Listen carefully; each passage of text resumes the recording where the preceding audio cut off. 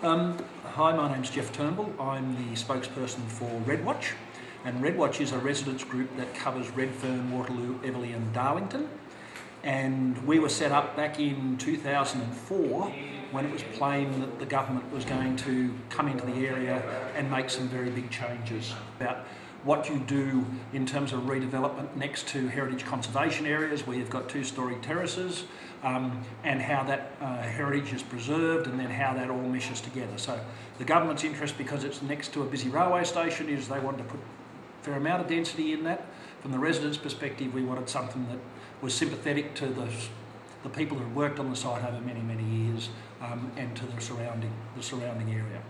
So there have been a number of battles along the way. We've lost spaces that were once our school in the area. They closed the local school down during the early 2000s, and at the time when the Redfern Waterloo Authority was set up, we said, well, if you're here to plan for the long term of this area, then in the next 20 years, if you're going to put in all these extra people, you're going to need a school.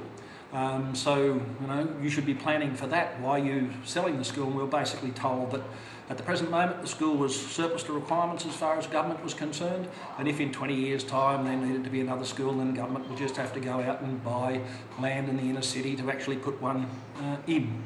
So we had these interesting sort of interactions with a process which was supposed to be planning for the long-term development of the area, but was really about selling off stuff in the short term and getting short-term returns.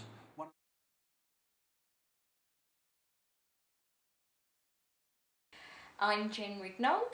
I am a resident of the Ayres Bradbury Social Housing Estate, which is situated in Campbelltown, which is about an hour south of Sydney in New South Wales. One of the big changes we're going through is a public-private partnership. What that means is the Department of Housing, or Housing New South Wales as it's now called, has decided to bring in outside organisations to run the estate for the next possibly 30 years. And the idea is for those to take over all aspects that's happening here.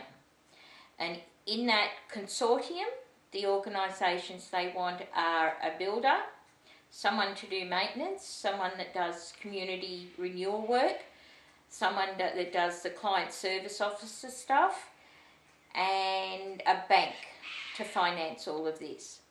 And at the moment where we're at is there have been expressions of interest put into Housing New South Wales, and they're at the process now of deciding which consortium it will be. We as residents are waiting on tenterhooks to find out who it will be, because it means a huge change in lifestyle for us, in that we won't be public housing anymore, we will be under community housing.